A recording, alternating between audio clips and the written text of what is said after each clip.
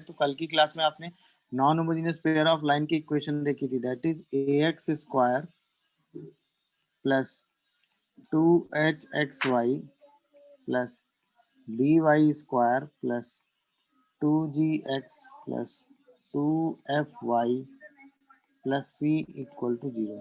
समझ में आ रहा है सबको कि नहीं? तो ये थी non homogeneous pair of line की इक्वेशन। तो मेरा पहला सवाल, this equation represent a pair of line, this equation represent pair of lines. तो इस बात की कंडीशन क्या होगी, पहले तो यही चेक करते हैं। अब आपने पढ़ा है ना, इसमें जो भी दोनों पेयर ऑफ लाइंस आएंगी, अगर वो पेयर ऑफ लाइन हुई तो एक लाइन की equation y equal to m1x plus c1 होगी और एक लाइन की equation y equal to m2x plus c2 होगी। यानी हर बार क्या होगा, y as a function of x होगा, y as a function of x होगा। तो इसका मतलब इस इक्वेशन में y as a function of x आना चाहिए।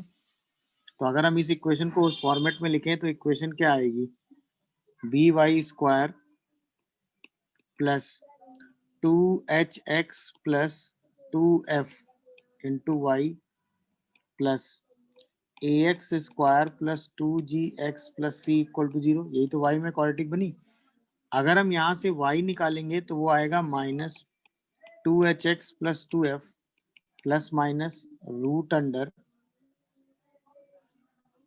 2hx प्लस 2f का whole square minus 4b ax square plus 2gx plus c, देख लेना आराम से, डिवाइडेड बाई 2b। y की वैल्यू यही तो आएगी, देखो माइनस बी प्लस माइनस, भाई यही तो हो गया ना।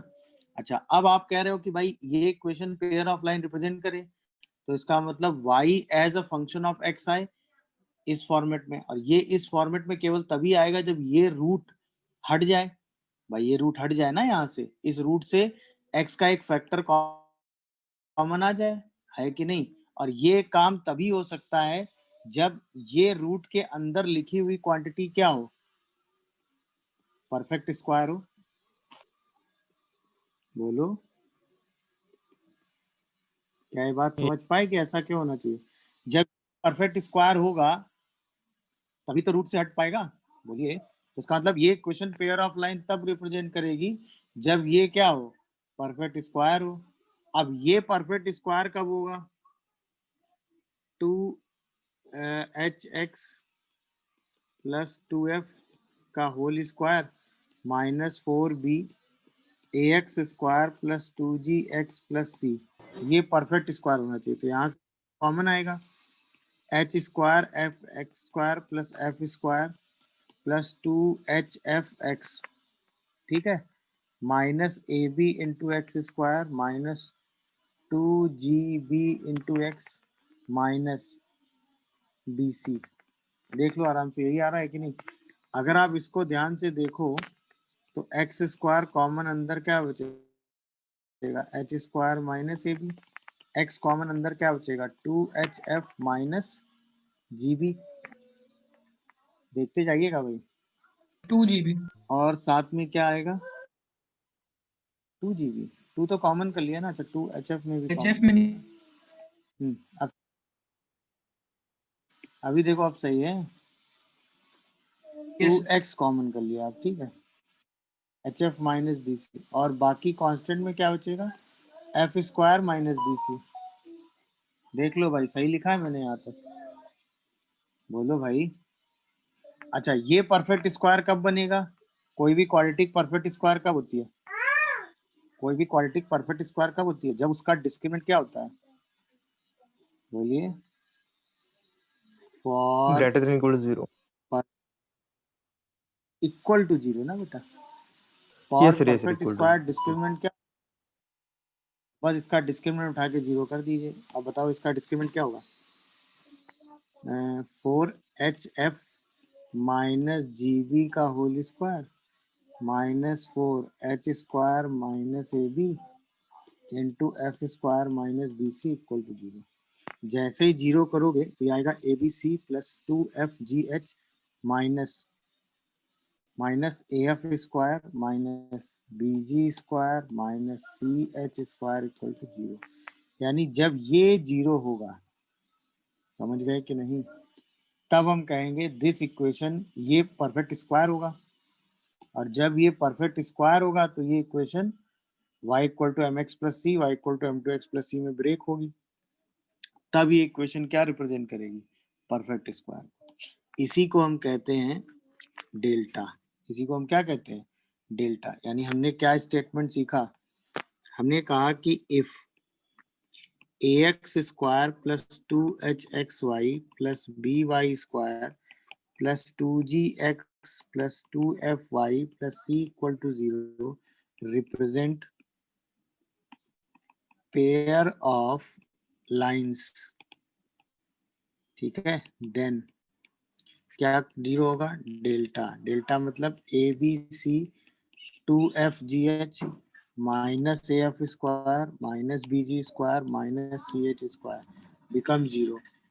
इसी डेल्टा को आप डिटर्मिनेंट फॉर्म में लिखते हैं, ठीक है। सबसे पहले A, ठीक है, सबसे पहले A, फिर H, फिर G, फिर H, फिर B, फिर F, ठीक है, फिर G, फिर F प्लस C। ये डिटर्मिनेंट याद कर लो। अब ये डिटर्मिनेंट याद रखने का टेक्निक मैं आपको सिखा देता हूँ। पहली लाइन में हमने x के कोफिशिएंट लिए हैं AHG, दूसरी लाइन में हमने y लिया है, h के साथ y भी है ना, B और F, और तीसरी लाइन में हमने इसको सिमेट्रिक मेंटेन किया है। तो ये वाला G मिरर इमेज के साथ यहाँ, ये वाला F मिरर इमेज के साथ यहाँ, और यहाँ C। दिख गया कि नहीं भाई? तो चाहो तो आप ऊपर वाला स्टेटमेंट लगा देना, चाहो तो नीचे वाला लगा देना। तो पहला सेगमेंट तो क्वेश्चन का यही है। ये क्वेश्चन क्या रिप्रेजेंट कर रही है भाई? Pair of line. तो सिंपल सी ये कंडीशन आप यूज करेंगे अगर ये equation pair of line represent करती है तो। क्या ये बात सबको समझ में आ गई? ये बताओ, बोलिए भाई। तो जहां भी ABCHFG अब आप निकाल लेंगे और पेयर ऑफ लाइन की कंडीशन लगा देंगे। ऐसा क्यों होगा? ये बात समझ में आ रही है कि नहीं? बोलो, ऐसा क्यों होगा? ये बात सबको क्लियर हो रही कि ये question pair of line represent करेगी तो ये डिटर्मिनेंट 0 होना चाहिए। क्या ये बात समझ में आ गई? क्योंकि तभी ये वाला टर्म क्या बनेगा? Perfect square. और जब ये डिटर्मिनेंट 0 होगा तो ये परफेक्ट स्क्वायर होगा ही। जब ये परफेक्ट स्क्वायर होगा ही तो यहाँ से ax प्लस बी वाला फैक्टर आएगा ही।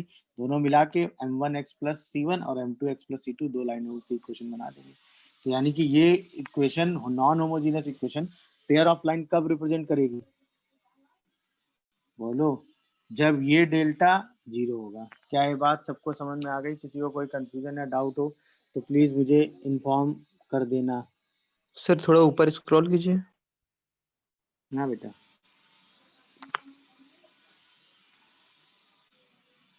समझ गए कि नहीं भाई? यस सर, समझ गया। इंपॉर्टेंट बात, what is A? Coefficient of x square. What is H? Coefficient of xy by 2। What is B? Coefficient of y square. What is G? Coefficient of x by 2। What is F? Coefficient of y by 2। समझ रहे हो? What is C? Coefficient of constant. तो पहले यही लिख लीजिएगा और इसके बाद सीधा उठा के इक्वेशन लगा दीजिएगा। अब देखो इसको क्वेश्चन में कैसे यूज करते हैं वो मैं बताता हूँ। जैसे अब पहला यही वाला क्वेश्चन ले लो, find out the value of lambda such that this equation represent pair of lines. चलिए, तो सीधा आपको ये इक्वेशन पेयर ऑफ लाइन कब रिप्रेजेंट करेगी? जब सीधा आप कहेंगे डेल्टा की वैल्यू क्या होगी? 0। 0। सबसे पहले A कितना है? 6, B कितना है? 60, C कितना है? लैम्डा। फिर A के साथ हमें F चाहिए होता है ना, F कितना है? F मतलब coefficient of y by 2 5। G कितना है? Coefficient of x by 2 11 by 2। और H कितना है? Coefficient of x Y by 2। लिख लिया? अब डेल्टा की कंडीशन देखो कैसे लगाते हो। सबसे पहले लिखते हो ABC, तो ABC लिख देना। इसके बाद सेकंड नंबर पे आता है 2 टाइम्स ऑफ FGH, तो FGH लिख देना। मेरी बात समझ रहे हो? कंडीशन कैसे दिमाग में रखी जाती है। इसके बाद A into F square, B into G square, C into H square. तो minus A into F square, B into G square minus C into H square. क्या तरीका समझ में आया? सबसे पहले ABC फिर 2FGH, फिर a into F square, b into G square, c into H square. याद रखने का तरीका क्लियर हुआ भाई? बोलिए। Yes sir. और यही डेल्टा आपका क्या होना चाहिए बताइए? 0। 0। मेरी बात ठीक कि नहीं बोल? अरे हाँ या ना? क्लियर हुआ? इसी डेल्टा को उठा के 0 कर दीजिएगा, सिंप्लीफाई कर दीजिएगा, आपका आंसर आ जाएगा। अब तो बस आपको सारी वैल्यूज रख के सिंप्लीफाई करना है।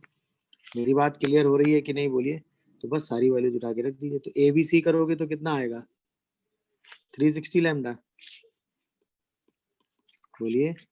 Plus 2 times of F G H करोगे तो कितना आएगा? 11 इंटू 5 इंटू 21 माइनस ए इंटू एफ स्क्वायर कर दो, minus B into G square कर दो, देखते जाइएगा, माइनस सी इंटू एच स्क्वायर कर दो और इक्वल टू 0 कर दो। इसको सॉल्व करके जरा लैम्डा बताइए कितना आ रहा है। ये क्वेश्चन एक्चुअली पेपर में पूछा गया है। तो लैम्डा निकालने के लिए सिंपल आपको ये वाली डेल्टा वाली कंडीशन लगा देनी है, और उसको कैसे यूज करना है मैंने आपको बताया।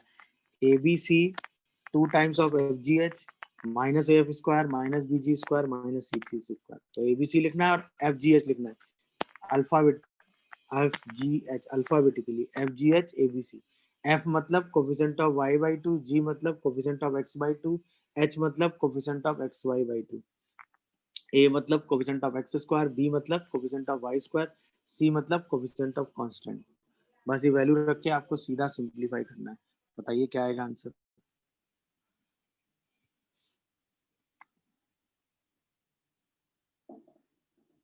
तो ये इक्वेशन पेयर ऑफ लाइन को रिप्रेजेंट कर रही है जब लैम्डा की वैल्यू कितनी है भाई? -10। सॉल्व करके निकाल लीजिएगा, बस ये वाली कंडीशन लगा दीजिएगा। अब अगर ये equation pair of line represent कर रही है और हमें सेपरेट लाइन की इक्वेशन निकालनी है, सही है ना? इक्वेशन ऑफ सेपरेट लाइन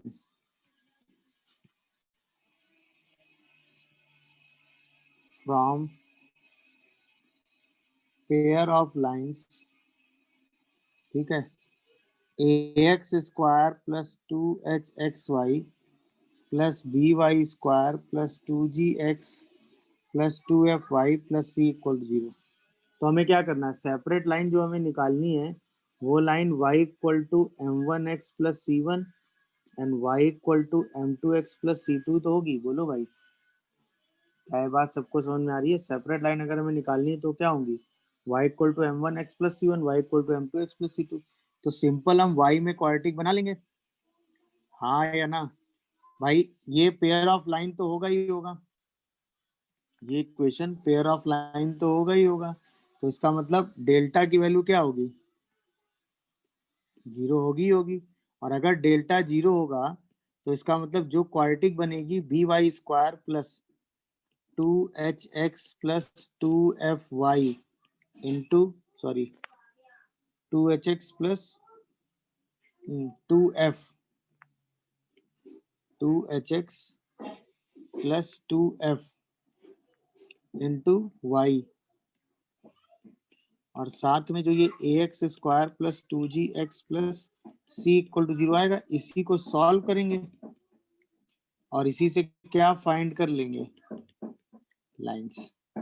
क्यों? क्योंकि ये पूरा सॉल्व होगा ना, क्योंकि ये डेल्टा इक्वल टू 0 ये बात बताएगा ना कि इससे सॉल्व होके वो ये वाला टर्म क्या बनता है? Perfect square. और ये परफेक्ट स्क्वायर बनेगा तो लाइन की दो सेपरेट इक्वेशन हमेशा निकाल आएंगे। तो सेपरेट इक्वेशन निकालने के लिए आप हमेशा क्या करोगे? अगर वो पेयर ऑफ लाइन है तो डेल्टा 0 होगा ही, तो आराम से y में क्वाड्रेटिक बना के सीधा इक्वेशन सॉल्व कर दोगे। क्या ये बात हम सबको समझ में आ रही है? ये बताओ, दिख रहा है कि नहीं सबको? इस इक्वेशन में आपको separate equation of the line निकाल के बताना है। डन है भाई? तो हमने क्या तरीका सीखा? सेपरेट लाइन, ये पेयर ऑफ लाइन को रिप्रेजेंट कर रहा है, ये जो है वो पेयर ऑफ लाइन को रिप्रेजेंट कर रहा है, तो इसका मतलब डेल्टा तो 0 होगा ही, तो परफेक्ट स्क्वायर बनना चाहिए। तुरंत हम इसमें क्वाड्रेटिक बनाएंगे, तो 2y square plus 3x minus 11 into y, दिख रहा है सबको कि नहीं बताओ? Plus x square minus 8x plus 15 equal to 0। यहाँ से हम y की वैल्यू निकालेंगे तो क्या आएगा? Minus 3x minus 11 plus minus root under 3x minus 11 का whole square minus 8x square minus 8x plus 15 और होल डिवाइडेड बाई 4 होगा। बोलिए भाई, समझ में आ रहा है? अब भाई बताओ, तो माइनस 3x माइनस 11 इसको सॉल्व करोगे तो ये रूट के अंदर क्या आएगा, 9x square minus x square, फिर 11 इंटू 3 33 66 और 8 8 64, तो माइनस का 2x आएगा शायद, और 121 और 120 प्लस का 1 आएगा। देखिए परफेक्ट स्क्वायर आ गया कि नहीं? आना भी चाहिए था परफेक्ट स्क्वायर। क्यों आना चाहिए था बताओ? क्योंकि ये पेयर ऑफ लाइन तभी रिप्रेजेंट करेगा। तो ये आ गया 3x माइनस 11, ये आ गया plus minus x minus 1 whole divided by 4। तो अब एक लाइन क्या लोगे, y equal to minus 3x plus 11 plus x minus 1 by 4, और एक लाइन क्या होगी, y equal to minus 3x plus 11 minus x plus 1 by 4।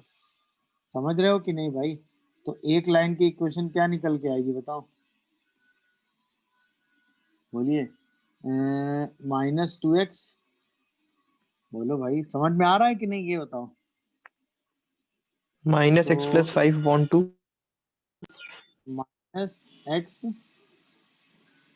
Minus x plus 5 upon 2, और दूसरा क्या आ रहा है, minus x minus plus 3। 2x। Yes, sir. No sir. Minus x plus 3। Yes, sir. देख लीजिए, कोई कंफ्यूजन आ रहा हो तो बताइए। तो इसका मतलब एक लाइन क्या आ रही है, 2y plus x equal to 5, और एक लाइन आ रही है x 4y ना, x plus y equal to 3। देखो ये दोनों लाइनें आ रही हैं सेपरेट। दिखा क्या भाई सबको? तो कैसे separate equation of the line निकाला गया, ये बात सबको समझ में आई? किसी को कोई कंफ्यूजन हो तो बताओ। क्या ये पूरी कहानी समझ में आई? और ये हमेशा परफेक्ट स्क्वायर आएगा ही, क्योंकि तभी तो ये पेयर ऑफ लाइन को रिप्रेजेंट करेगा। क्योंकि डेल्टा जब तक जीरो नहीं होगा तब तक ये पेयर ऑफ लाइन को रिप्रेजेंट नहीं करेगा। तो जब भी आपको इक्वेशन ऑफ लाइन से सेपरेट लाइन निकालनी हो तो आप ये मेथड लगा देंगे।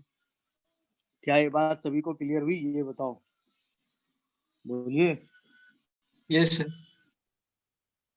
तो separate equation of the line कैसे निकालेंगे, ये बात सबको समझ में आ गई भाई? बोलिए। गुड। तो separate equation of the line हम निकाल लेंगे, ठीक है। इसके बाद हम आते हैं point of intersection of the line पे। Point of intersection of lines. अब आप बात आती है कि point of intersection of the lines निकालने की कोशिश क्या करेंगे, जब ये इक्वेशन है ax square plus 2hxy plus by square plus 2gx plus 2fy plus c equal to 0। अब ये इक्वेशन दो लाइनों को रिप्रेजेंट कर रहा है। एक लाइन है y equal to m1x plus c1 और एक लाइन है y equal to m2x plus c2। अब भाई पॉइंट ऑफ इंटरसेक्शन के लिए तो एक तरीका तो ये हो गया कि हम दोनों लाइनों की इक्वेशन निकाल लें, फिर सॉल्व करके पॉइंट ऑफ इंटरसेक्शन निकाल लें।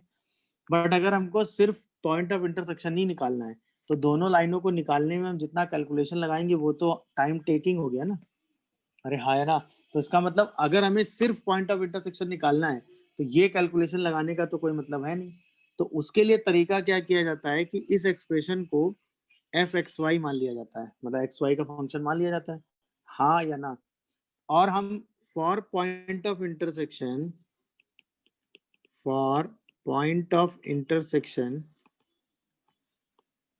ठीक है ना, हम सॉल्व करते हैं del F by del x equal to 0 and del F by del y equal to 0। ये समझते हो del F by del x का मतलब क्या होता है? ये होता है partial derivative with respect to x. इसका मतलब क्या होता है भाई?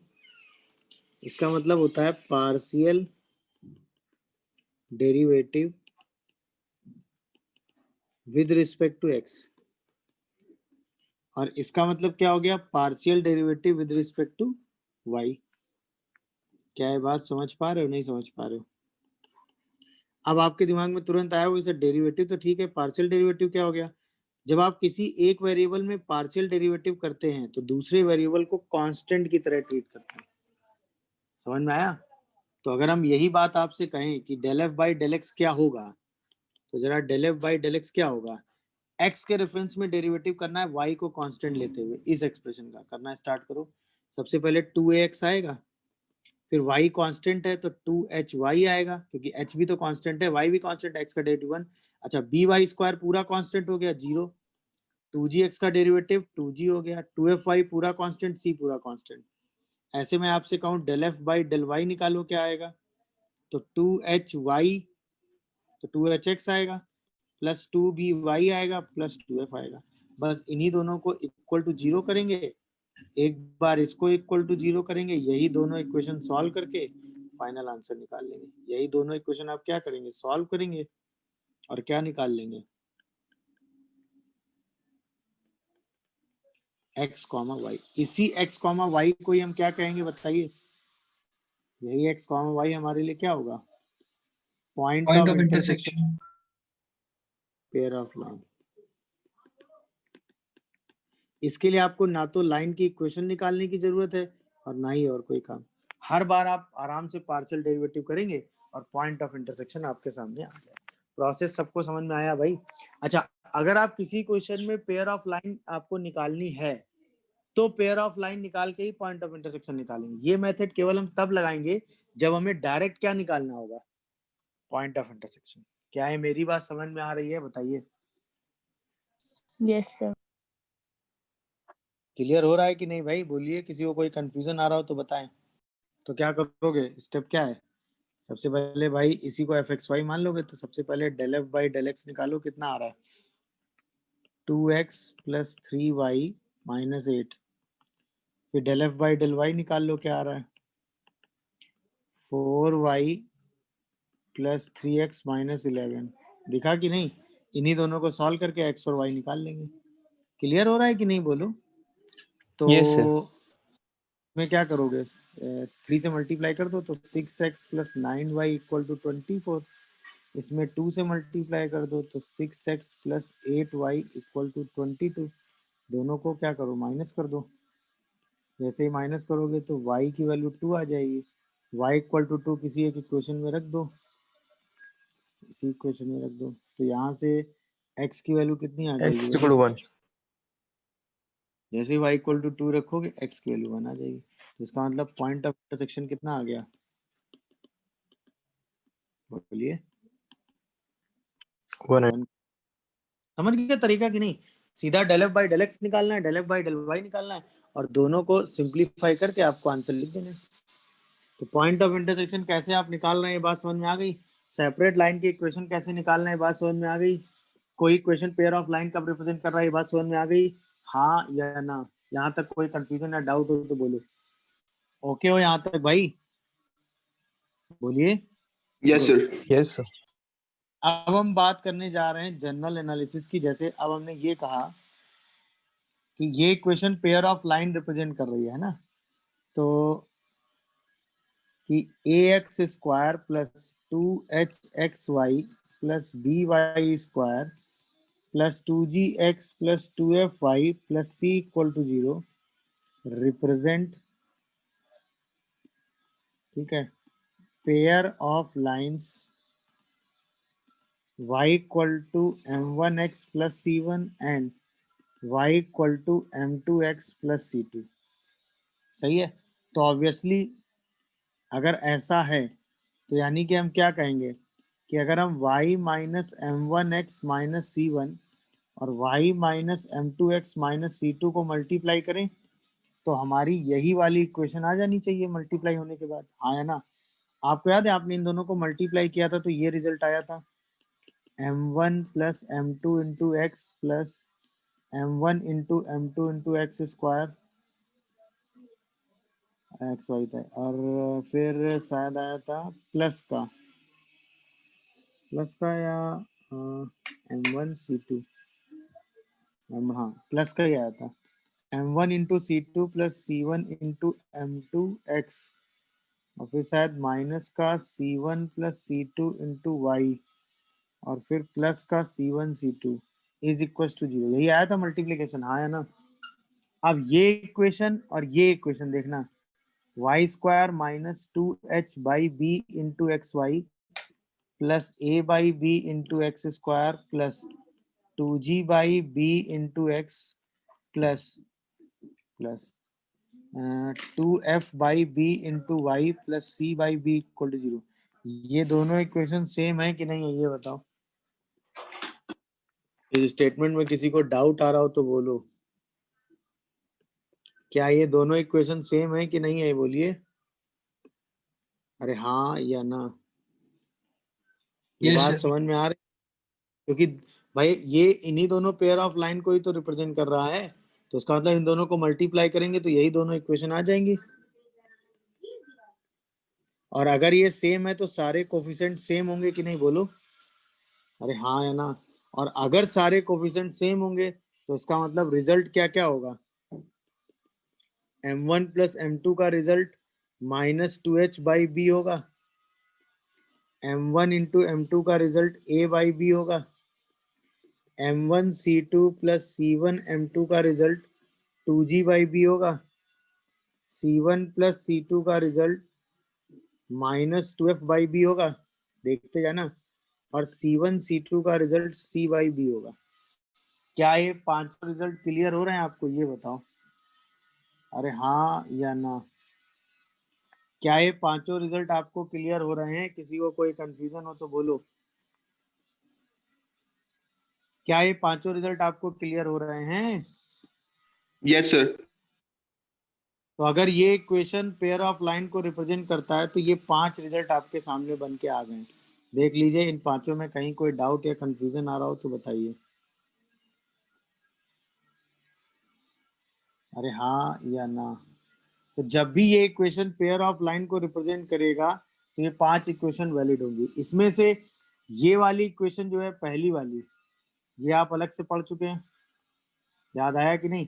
अगर m1 m2 स्लोप है तो m1 plus m2 minus 2h by B होता है और m1 m2 a by B होता है। c1 और c2 इसमें और इन्वॉल्व हो गए हैं तो उसके लिए दो इक्वेशन और आ गई हैं, m1 c1 m1 c2 c1 m2 2g by B और c1 c2 minus 2f by B. बस ये पांचों इक्वेशन सॉल्व करके भी आप सारा एनालिसिस कर सकते हैं। पेयर ऑफ लाइन में अगर ये इक्वेशन पेयर ऑफ लाइन को रिप्रेजेंट कर रही है तो ये तो अंडरस्टूड है कि डेल्टा कैसा होगा, 0। और अब अगर ये पेयर ऑफ लाइंस को रिप्रेजेंट कर रही है, ये दोनों लाइनें हैं y equal to m1 x plus c1, y equal to m2 x plus c2, तो ये 5 रिजल्ट होंगे। पेयर ऑफ लाइन में आप कुछ भी करो, इन 5 रिजल्ट से सब कुछ हो सकता है। मतलब आप पॉइंट ऑफ इंटरसेक्शन भी निकाल सकते हो, क्यों? क्योंकि इन 5 इक्वेशन को यूज करके आप क्या निकाल लोगे, m1 m2 c1 c2, तो लाइनें आ जाएंगी तो पॉइंट ऑफ इंटरसेक्शन आ जाएगा, एंगल आ जाएगा, डिस्टेंस जो चाहिए आपको, इस पूरे बॉक्स से आप सब कुछ निकाल सकते हो। बट पॉइंट ऑफ इंटरसेक्शन निकालने का तरीका सिंपलेस्ट अलग है, पेयर ऑफ लाइन के सेपरेट इक्वेशन निकालने का तरीका, आसान तरीका वही है। समझ में आया कि नहीं? इससे भी आप सारा काम कर सकते हो। बात ये समझ में आई कि नहीं आई? तो बताओ, अब कॉमन सेंस से सोचो कि m1 m2 अगर लाइन के स्लोप होंगे, m1 m2 अगर लाइन के स्लोप होंगे तो m1 प्लस m2 और m1 m2 का रिजल्ट तो सेम है। तो इसका मतलब इनसे बनने वाले जितने रिजल्ट आपने होमोजीनियस में देखे वो सारे रिजल्ट सेम होंगे कि नहीं? तो इसका मतलब एंगल बिटवीन द लाइंस का रिजल्ट सेम होगा कि नहीं? अरे बताओ भाई। मतलब अगर मैं आपसे ज्योमेट्रिकली कहूं कि ax square plus 2hxy plus by square plus 2gx plus 2fy plus c equal to 0 represent pair of line, तो ऑब्वियसली डेल्टा क्या होगा, 0। देन पहला रिजल्ट क्या होगा कि angle between the line, angle between the lines is theta. तो tan theta same किसके बराबर होगा, 2 under root H square minus A B upon mod of A plus B होगा। सोचो क्यों? ऑब्वियसली अगर ये दो पेयर ऑफ लाइन को रिप्रेजेंट करेगा और उनके बीच का एंगल थीटा होगा, एक का स्लोप m1 एक का स्लोप m2 और m1 m2 का तो रिजल्ट वही सेम है ना, तो टेन थीटा का फॉर्मूले में कोई डिफरेंस नहीं आएगा। क्या ये बात हमें समझ में आ रही है? तो जो tan थीटा का फॉर्मूला आपने होमोजीनियस में पढ़ा था वही tan थीटा का फॉर्मूला आपको नॉन होमोजीनियस में लगाना है, इसमें कहीं कोई डिफरेंस नहीं है। क्या ये बात क्लियर हुई हमें? नहीं हुई? बताओ। क्लियर हुई सर एक भाई बार कि नहीं? रिपीट कर दीजिए। क्या चीज बेटा बताओ ना। भाई सेम रिजल्ट है सर ना, यही क्योंकि जो M1 लास्ट। M2 के रिजल्ट तो सेम है ना। तो ये फॉर्मूला तो हमने लास्ट क्लास में पढ़ा ही है ना कि अगर इसका स्लोप M1 इसका स्लोप M2 हो तो angle between the lines 2√h² - ab upon mod a + b होता है। तो वही सेम रिजल्ट हाँ हम हाँ लगा देंगे। ये पोर्शन तो सेम है और इस पोर्शन के रिजल्ट भी सेम है ना। क्लियर है भाई? हाँ या ना? यहाँ तक कोई कंफ्यूजन हो तो बोलो। तो ये रिजल्ट तो सेम लगा देंगे। अब इसके हिसाब से क्या था कि अगर बोथ लाइंस आर परपेंडिकुलर, पहला result, both lines are perpendicular, तो क्या करोगे? अगर दोनों लाइनें परपेंडिकुलर हैं तो उनके स्लोप का प्रोडक्ट अभी भी क्या होगा? -1 होगा कि नहीं होगा? अरे हाँ या ना? अगर एक का Yes, sir. स्लोप m1 और स्लोप का प्रोडक्ट क्या होगा? -1, तो इसका मतलब अभी भी a प्लस b की वैल्यू क्या होगी? 0। इसका मतलब अभी भी कोफिशिएंट ऑफ x² और y² का सम क्या होगा? 0। तो चाहे होमोजीनियस हो चाहे नॉन होमोजीनियस हो, दोनों में अगर लाइनें परपेंडिकुलर है तो उसकी कंडीशन सेम होगी कि नहीं? बोलो। अरे हाँ या ना? अब इसमें बोथ लाइंस पैरेलल हो सकती हैं कि नहीं ये बताओ। बोलिए। Both lines are parallel. अरे बोलो भाई। अब अगर दोनों लाइनें पैरेलल होंगी तो इसका मतलब एक लाइन ऐसी होगी और एक लाइन ऐसी होगी, तो दोनों लाइनों का स्लोप उस वक्त सेम हो जाएगा कि नहीं? अरे हाँ या ना? बोलिए। दोनों लाइनों का स्लोप क्या होगा? सेम। तो अगर लाइनें पैरेलल हैं तो उनका स्लोप क्या होगा? सेम। हाँ या ना? Yes, sir. स्लोप सेम हो यस सर। m1 = m2 होगा, यानी h² माइनस ab की वैल्यू किसके बराबर होगी? 0 के। क्लियर है कि नहीं है? अगर दोनों लाइनें पैरेलल यस हैं सर। तो h² 0 के बराबर होगा, तभी तो स्लोप सेम आएगा। क्लियर? अच्छा, अब अगर दो लाइनें पैरेलल होंगी तो h² माइनस ab 0 होगा, तो उनके बीच की डिस्टेंस सेम होगी कि नहीं होगी? बोलो। बोलिए। स्लोप ऑफ लाइन कितना हो जाएगा यहाँ से? -h/b। ये भी ध्यान रखिएगा। याद आया कि नहीं? ये तो होमोजीनियस वाला सेम रिजल्ट है और स्लोप के सारे रिजल्ट जो होमोजीनियस में होते हैं वही नॉन होमोजीनियस होते हैं, क्योंकि m1 m2 के एक्सप्रेशन में कोई चेंज नहीं है। तो अगर लाइनें पैरेलल हैं तो h² माइनस ab 0 होगा और स्लोप ऑफ द लाइन क्या होगा? -h/b। ये बात समझ में आती है कि slope of the line -h/b होगा कि नहीं? बोलो भाई सबको। सर ये ये कौन वाला सी स्लोप लाइन का स्लोप है? दोनों लाइनों का ना बेटा, पैरेलल है ना, तो दोनों का स्लोप तो सेम होगा ना। Yes sir. दोनों के स्लोप में रिजल्ट क्या आएगा? -h/b -h/b। नहीं समझे बात? समझ गए कि नहीं भाई? समझ गए भाई? आगे बढ़ूं? बोलिए। अब बात आती है distance between the parallel lines. अब बात किसकी आती है? Distance between parallel lines. अब लाइनें पैरेलल हैं तो उनके बीच की डिस्टेंस भी तो होगी ना। तो आपने ए भाई पैरेलल लाइनें हैं, दोनों का स्लोप सेम है, मान लेते हैं दोनों का स्लोप m है। सही है? तो एक लाइन कह दो y minus mx minus c1, एक लाइन कह दो y minus mx minus c2 = 0। तो इसका मतलब ये डिस्टेंस क्या हो गई दोनों लाइनों के बीच की parallel distance? c1 minus c2 का mod divided by √1 plus m²। अच्छा, c1 माइनस c2 को आप लिख सकते हो c1 प्लस c2 का होल स्क्वायर माइनस 4c1c2। क्या मैं सही लिख रहा हूँ? देखते जाइएगा। और ये डिस्टेंस आप लिख सकते हो 1 प्लस m²। अच्छा, अब हमें पता है कि c1 प्लस c2 की वैल्यू -2f/b होती है, c1 c2 की वैल्यू c/b होती है, और m की वैल्यू चूंकि लाइनें पैरेलल हैं तो -h/b होगी। अब ये सारी वैल्यूज उठा के आप यहाँ सब्स्टिट्यूट करोगे। क्या है, मेरी बात समझ पा रहे हो कि नहीं? बोलो। जैसे ही सब्स्टिट्यूट करोगे तो कैलकुलेशन क्या होगा? √4f² minus b² minus 4 c/b और whole divided by root under 1 plus H square by B square हो जाएगा। यानी कि ये फॉर्मूला सिंप्लीफाई होकर क्या आएगा, 2 under root F square minus B C by H square plus B square. Check करियो क्या सही लिखा है, देख लो आराम से। 2 under root F square minus B C by H square plus B square. समझ में आया कि नहीं भाई? अरे बोलो। तो इसका मतलब यहां से एक रिजल्ट और आ गया ना, that is distance between parallel lines. ये फॉर्मूला आप सीधे लगाएंगे, 2 under root 2 under root F square minus B C upon H square plus B square. क्या ये बात सबको समझ में आ रही है भाई? तो अगर दोनों लाइनें पैरेलल हैं तो क्या क्या कंडीशन यूज हो सकती है, ये सब मैंने एक बार में लिख दिया है।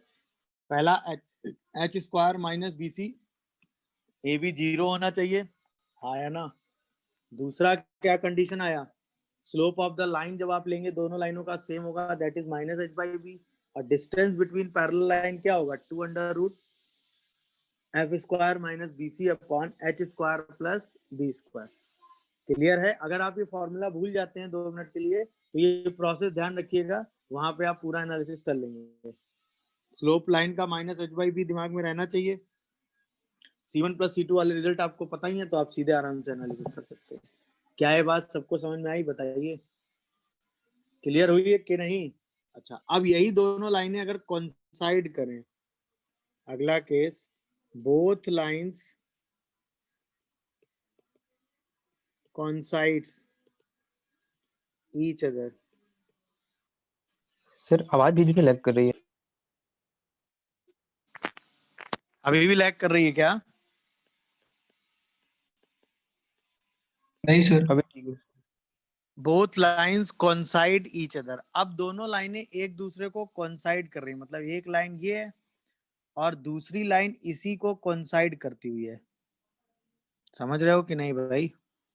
अब दोनों लाइनें एक दूसरे को क्या कर रही हैं, coincide। L1 L2 एक के ऊपर एक है दोनों लाइनें, तो ऑब्वियसली कंडीशन क्या होगी, क्या होगी, पहला एच स्क्वायर माइनस ए बी क्या होगा, 0। अच्छा, दोनों लाइनों के बीच की डिस्टेंस भी तो 0 हो जाएगा, F square minus B C भी क्या हो जाएगा, 0।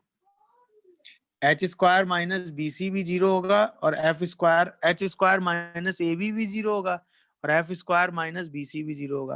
तो अगर ये दोनों 0 आ गए तो दोनों लाइनें एक दूसरे को क्या करेंगी, कोइंसाइड। और कोइंसाइड है तो पैरेलल तो होंगी, तो उस केस में स्लोप ऑफ बोथ लाइंस क्या होगा, वो तो सेम होगा ना बेटा, ये माइनस एच होगा, हाँ है ना। तो इसका मतलब पैरेलल के केस में हम एक डिफरेंस और लिख सकते हैं ना, कि F square minus B C की वैल्यू 0 नहीं होनी चाहिए भाई। एच स्क्वायर माइनस ए बी 0 होगा तो लाइनें पैरेलल और कोइंसाइड दोनों कर सकती है ना, बोलो भाई। ये 0 होगा तो लाइनें पैरेलल भी हो सकती हैं, लाइनें कोइंसाइड भी कर सकती हैं। बट अगर लाइनें पैरेलल होंगी तो F square minus B C 0 नहीं होगा, बट अगर लाइनें कोइंसाइड करेंगी तो F square minus B C भी साथ में क्या हो जाएगा, 0। तो अगर ये दोनों 0 हैं तो लाइनें कोइंसाइड कर रही हैं। मेरी बात समझ रहे हो? अगर एक 0 है और एक 0 नहीं है तो लाइनें पैरेलल हैं। मेरी बात क्लियर हुई? और जब लाइनें पैरेलल हैं तो उनके बीच के डिस्टेंस आप इस फॉर्मूले से निकाल ही सकते हो। एफ का मतलब coefficient of Y by 2, B का मतलब coefficient of Y square, C का मतलब कोफिशिएंट ऑफ कांस्टेंट, एच का मतलब कोफिशिएंट ऑफ XY/2। बस ये सारा रिजल्ट आप उस केस में लगा देंगे। क्या है लास्ट वाला रिजल्ट आपको समझ में आया? तो पैरेलल, परपेंडिकुलर, कोइंसाइड, तीनों के केस एकदम बाइफर्गेशन में आपके सामने, जहां जैसी इंफॉर्मेशन आपको जरूरत पड़ेगी वहां वो इंफॉर्मेशन इजीली यूज कर सकते हैं। देख लीजिए, कहीं कोई कंफ्यूजन आ रहा हो तो बोलिए। हाँ यस सर। तो h की वैल्यू कितनी है यहाँ पे, -3, S3। 8, 9 और b कितना है, 1। तो सबसे पहले चेक करो जरा, एच स्क्वायर माइनस ए बी कितना आ रहा है, 9 -9, 0 आ रहा है। तो लाइनें पैरेलल हैं, बट उसके साथ हमें क्या चेक करना पड़ेगा, F square minus B C भी चेक करना पड़ेगा ना। एफ कितना है आपका -3, सी कितना है 8, तो F square minus B C check करो, तो एफ स्क्वायर आया 9 और बी इंटू सी 8 आ रहा है क्या, देखो तो ये तो नॉट इक्वल टू 0 आ रहा है। अब यानी कि लाइनें कैसी हैं, बोथ लाइन्स आर पैरेलल, ये चेक हो गया कि नहीं।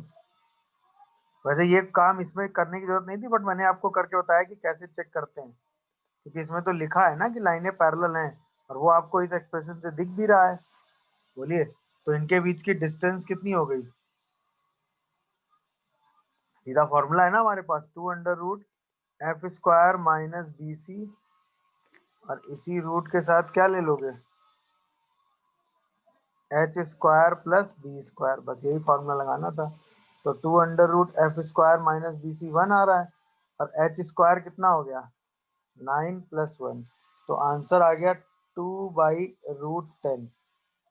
नहीं, ऐसे ही सबने कैलकुलेट कर लिया होगा डिस्टेंस बिटवीन पैरेलल लाइंस। यहाँ तक कोई कंफ्यूजन हो तो बताओ, बोलिए भाई।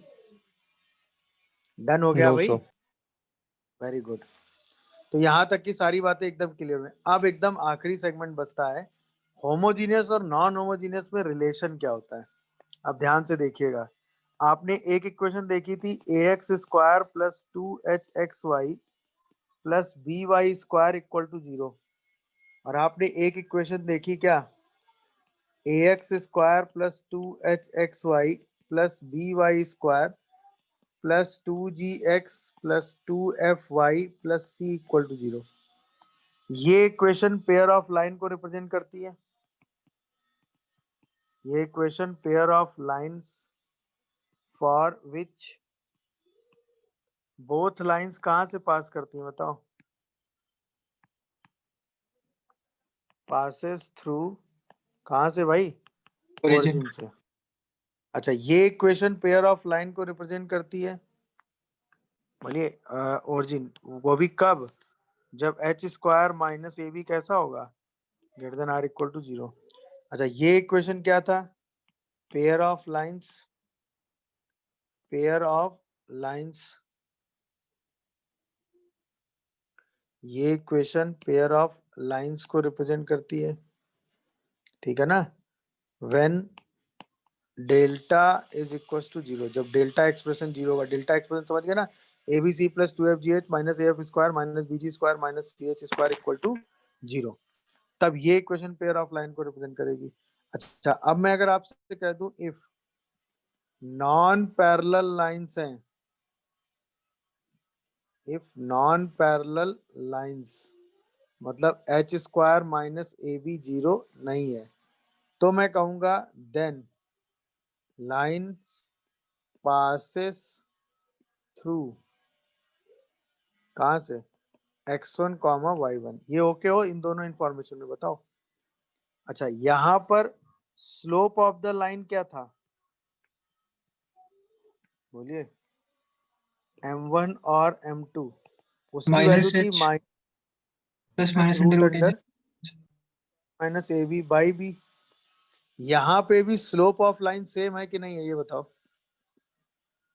अरे बोलो, क्या यहाँ पे स्लोप ऑफ लाइन सेम है, सेम है भाई, m1 और क्योंकि वो दोनों एक्सप्रेशन तो सेम ही होते हैं ना, तो -h plus minus root under h² minus A b by b. क्या ये बात यहाँ तक सबको क्लियर है। तो ये ओरिजिन से पास करने वाली दो लाइनों को रिप्रेजेंट करेगा, और ये लाइनें अगर पैरेलल नहीं है तो इतनी इंफॉर्मेशन एकदम दोनों लाइनों में सेम है। अच्छा, अब इन दोनों इंफॉर्मेशन को अगर मैं लिंक करूं, तो यहाँ पे दो लाइनें रिप्रेजेंट हो रही हैं जो दोनों लाइनें ओरिजिन से पास कर रही हैं, दिखा, एक का स्लोप m1 है और एक का स्लोप m2 है, और ये दोनों लाइनें ओरिजिन से पास कर रही हैं। यहाँ पे सेम स्लोप की दोनों लाइनें m2 वाली m2 की तरह है और m1 वाली m1 की तरह है, दिख रहा है कि नहीं। बट दोनों का पॉइंट ऑफ इंटरसेक्शन ओरिजिन से हटा के किसी x1 y1 पे पहुंच गया कि नहीं, बताओ, अरे बोलो। तो अब हमने किया क्या, हमने सिंपल एक ही काम तो किया है कि अगर यहाँ पर लाइनें ओरिजिन में इंटरसेक्ट कर रही थी तो हमने इस ओरिजिन को उठा के किसी x1 y1 पे रख दिया है, तो हमें नई इक्वेशन ऑफ द लाइन मिल गई है। अरे बोलो भाई, हमने सिर्फ शिफ्टिंग ऑफ ओरिजिन ही तो किया है यहाँ से यहाँ तक जाने में, और हमें नई इक्वेशन जो मिली है वो पेयर ऑफ लाइन की बात कर रही है, जिसके लिए लाइनें ओरिजिन से ना पास होके कहाँ से पास कर रही हैं, x1 कॉमा y1 से। क्या ये मेरी बात समझ पा रहे हो कि नहीं, ये बताओ। Yes, अरे sir. बोलो भाई। तो अगर मैं यहाँ पर आपसे कहूँ कि पेयर ऑफ लाइन जो है, मतलब यहाँ पे मैं आपसे कहूँ कि equation of pair of lines, अगर मैं कहूँ ax square plus 2hxy plus by square equal to 0 है, तो यहाँ पर यही सेम इक्वेशन क्या होगी? इस x की जगह आप क्या लिख दोगे बताओ? इस x की जगह हम ओरिजिन को ही तो 0 0 से उठा के हम x1 कॉमा y1 पे रख देते हैं, तो स्मॉल x को किससे रिप्लेस कर देते हो बताओ? Capital x plus alpha Yes, से। sir. याद आया? Yes, sir. और स्मॉल y को किससे रिप्लेस कर देते हो? Capital y Beta. Plus beta. मेरी बात समझ रहे हो कि नहीं, मैं जो समझाना चाह रहा हूँ? बोलो भाई। तो ये क्या आ जाएगी? x plus x1 y plus y1 plus b y plus y1 का होल स्क्वायर इक्वल टू 0। यही तो सिचुएशन है, देखो। तो अगर यहाँ पर सेपरेट लाइन की equation y equal to m1x and y equal to m2x है, तो यहाँ पर वही लाइन की इक्वेशन क्या होगी बताओ? यहाँ पर वही लाइन की इक्वेशन अगर लिखोगे तो y की जगह क्या लिख दोगे बोलो? इसी y की जगह क्या लिख दोगे? Y plus beta. Y plus y1. मतलब y प्लस y1, अरे हाँ है ना, is Yes. Equal to x plus x1 इस इक्वेशन से, और इसकी जगह क्या लिख दोगे? y plus y1 is equal to m2x plus x1। ये चेंज समझ पा रहे हो कि नहीं भाई? नहीं समझे? तो अगर ये सारी इक्वेशन आपको दी है और आपको इस फॉर्मेट में लिखनी है, तो उसका सिंपल लॉजिक ये हो गया। तो यहाँ पे लिखे रिजल्ट को अगर हमें यहाँ ले जाना है, तो हमें ये चेंज ऐसे करने पड़ेंगे। क्या ये बात आपको समझ में आ रही है, ये बताओ। बस हमें ओरिजिन को उठा के कहाँ ले जाना पड़ेगा? x1 कॉमा y1 पे, तो हमें वही सारे रिजल्ट मिल जाएंगे। अरे बोलो यार, नहीं समझे? क्लियर हाँ हो जी गया सर. कि नहीं बताओ? क्लियर हुआ? तो अगर हमें यही सारे रिजल्ट यहाँ से रिवर्स में यहाँ ले जाने पड़ेंगे, तो यहाँ पे हर बार हमें बस एक माइनस और लगा देना होगा यहाँ, तो ये सारे रिजल्ट रिवर्स में चले आएंगे। नहीं समझ रहे हो? बोलो भाई। यहाँ से इस इक्वेशन को यहाँ ले जाना है तो तरीका ये हुआ, बट अगर इस इक्वेशन से यहाँ आना है तो तरीका समझ गए कि नहीं? X बोलो। minus alpha और Y minus beta कर देंगे. क्लियर हुआ? तो ये हुआ तरीका, समझ गए कि नहीं? बोलो भाई। Yes sir. कोई डाउट या कंफ्यूजन हो तो बताओ। ये तरीका समझ में आ रहा है कि नहीं? बोलिए। अगर हम ओरिजिन को उठा के सीधा उस पॉइंट पे ले गए, सीधा बाकी सब कुछ हमें वही सेम काम करना है, तो सीधा यही रिजल्ट उठा के लगा देना है। दिखा क्या भाई? समझ गए? कोई कंफ्यूजन या कोई डाउट आ रहा हो तो बोलो।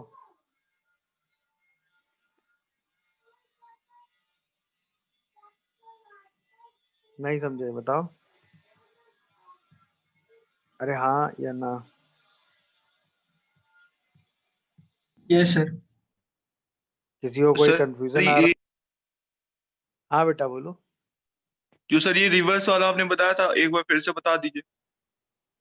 देखो रिवर्स वाला मैंने क्या बताया था कि मान लो कि ओरिजिनल इक्वेशन ऐसी दी हो, जैसे हमसे कहा जाए कि एक पेयर ऑफ लाइन है जिससे हमें ax स्क्वायर प्लस बी से दूसरी वाली इक्वेशन निकालनी, तो हम क्या करते हैं? x को किससे रिप्लेस कर देते हैं? स्मॉल x को कैपिटल x प्लस अल्फा से। ये तो समझ में आता है ना? स्मॉल y को, तो नई इक्वेशन हमारी कैपिटल x कैपिटल y में आ जाती है। बट अगर उस कैपिटल एक्स कैपिटल वाई की इक्वेशन को हमें स्मॉल एक्स स्मॉल वाई में ही रिप्रेजेंट करना हो, समझे कि नहीं, वो तो हम अपने नए एक्सिस में चले गए ना शिफ्ट करके, हमने अपनी इक्वेशन को शिफ्ट करके नया एक्सिस बना दिया, तो वो शिफ्टिंग ऑफ एक्सिस हो गई। क्लियर हुआ कि नहीं भाई? सीन क्या है, मतलब पहले जो दो लाइनें थी ये थी m1 और m2 स्लोप की, जिनके लिए ओरिजिन था। अब दो लाइनें मैंने x1 x2 पे उठा के रख दी हैं। अभी भी सारा equation small x small y में, तो चेंज ये होंगे। बट यहाँ पर जो चेंज में डिफरेंस है ना, ये स्मॉल एक्स नहीं है, ये क्या बन गया है, capital x for the new plain, और ये क्या बन गया है, कैपिटल वाई। प्लेन ही चेंज हो गया ना, ये जो चेंज है इसमें प्लेन ही चेंज हो गया है। आप समझ रहे हो कि नहीं मेरी बात? ये देखो, बट इस केस में क्या, आप देखो इसी का रिवर्स समझना, अब इसी का रिवर्स चीज को समझना जो मैं समझा रहा था, कि अगर मैं कहता कि आपका ओरिजिन x1 y1 पे है और उसको उठा के आप ओरिजिन पे ले जाओगे, इस x1 y1 को उठा के आप कहाँ ले जाओगे, ओरिजिन पे, तो इस स्मॉल x की जगह, इस स्मॉल y की जगह आप क्या लिखोगे, बोलो? इस स्मॉल y की जगह आप क्या लिखोगे, y प्लस y1 लिखोगे, तो ये y1 y1 कैंसिल, y आ जाएगा। इस स्मॉल x की जगह क्या लिखोगे, x प्लस x1 लिखोगे, x1 x1 कैंसिल, वो x आ जाएगा। ये है डिफरेंस, समझे कि नहीं भाई? मेरी बात समझ रहे हो कि नहीं भाई? Yes sir. ये है तरीका। मतलब होता क्या है, मतलब होता क्या है, जैसे आपको इक्वेशन दी हुई है x minus alpha comma y minus beta equal to 0 form में, तो हम x माइनस एक्स को कैपिटल x मानते हैं और y माइनस बीटा को कैपिटल y मानते हैं, और कहते हैं कि अल्फा बीटा पॉइंट को शिफ्ट किया गया कहाँ पे, कहाँ किया गया शिफ्ट, ओरिजिन पे। ओरिजिन। तो जो नई इक्वेशन बनती है वो क्या बन जाती है, f of capital x comma capital y equal to 0। ये है सिचुएशन। आप समझे कहानी पूरी क्या है, बोलो भाई? तो ये नई इक्वेशन बन के आपके सामने आ जाती है तुरंत। अब मेरी पूरी बात सब लोग कनेक्ट कर पाए होंगे जो मैं कहना चाह रहा हूँ। तो ये इक्वेशन में चेंज होता है। अभी ने ये चेंज इतना आपको क्यों डीपली समझाया है, क्योंकि आगे आने वाली सिचुएशंस में आप कई बार अपने ओरिजिन को ऐसे ही शिफ्ट करके एनालिसिस करोगे। यहाँ पर भी एक एनालिसिस है, याद है आपने एंगल बाई सेक्टर की इक्वेशन लिखी है, याद होगा आपको। इस पेयर ऑफ लाइन के लिए आपने एंगल बाई सेक्टर की इक्वेशन लिखी है, याद आ रहा है कि नहीं? Yes sir. ये था स्लोप m1 था, इसका स्लोप m2 था। सपोज ये पेयर ऑफ लाइन था ax square plus 2hxy plus by square equal to 0। तो इसके लिए combined equation of angle bisector आपने क्या लिखी है बताओ? X square minus y square upon a minus b is equals to x Y by h. Very good. तो ये इक्वेशन आपने लिखी थी x square minus y square by a minus b equal to x Y by H. अब मुझे जरा सोच के जवाब देना, अगर मैं इसी इक्वेशन को उठा के शिफ्ट कर दूं x1 y1 पे, सही है, इसका स्लोप m1 रखूं, इसका स्लोप m2 रखूं, तब कंबाइंड इक्वेशन क्या आएगी एंगल बाइसेक्टर की? x की जगह x माइनस x1 आ जाएगा, y की जगह y माइनस y1 आ जाएगा। बोलो, स्मॉल x स्मॉल y में इक्वेशन लिख रहा हूँ। इक्वेशन किस में लिख रहा हूँ, कैपिटल x कैपिटल y में नहीं लिख रहा हूँ, किस में लिख रहा हूँ, स्मॉल x स्मॉल y में। क्यों? अब इस ये इक्वेशन ऐसे नहीं लिखी गई है, ये इक्वेशन ऐसे लिखी गई है। हमने ये कहा कि ये जो इक्वेशन है उसके लिए ये पॉइंट ओरिजिन है, सही है। तो ये result capital x capital y में हमने लिख लिया, उसको हमने स्मॉल एक्स स्मॉल वाई में इंटरचेंज कर लिया। तो ये हमारे लिए कैपिटल एक्स कैपिटल वाई के रिजल्ट हो गए, दिखा कि नहीं? और उसको हमने स्मॉल एक्स स्मॉल वाई में चेंज कर लिया, क्योंकि हमने ओरिजिन 0 0 ना लेके क्या लिया हुआ है, x1 y1। आप समझे कहानी क्या है? बोलिए। ये result capital yes x sir. Capital y, और उसको हम किस में ले जा रहे हैं, स्मॉल एक्स स्मॉल वाई में। मतलब हम x1 y1 को कहाँ रख रहे हैं, ओरिजिन पे। तो ये combined equation of angle bisector है, जहां पे x1 y1 का मतलब क्या है बताओ? where x1 and y1 are the point of intersection. आवाज आ रही है कि नहीं भाई? Point Yes, of sir. intersection pair of lines ax square plus 2hxy plus by square plus 2gx plus 2fy plus c equal to 0। ये है कहानी। तो ये हो गया किसकी? Combined equation of angle bisector की। किस केस में? होमोजीनियस नहीं, नॉन होमोजीनियस के केस में।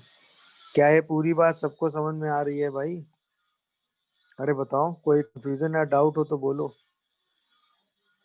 सही है। तो अब जरा एक बात सोच के मुझे जवाब देना। अगर मैं आपसे ये पूछूं, अगर मैं आपसे ये कहूं कि ये इक्वेशन है पेयर ऑफ लाइन की जो x1 y1 से पास करते हैं, ये इक्वेशन है पेयर ऑफ लाइन की जो 0 0 से पास करते हैं, ठीक है?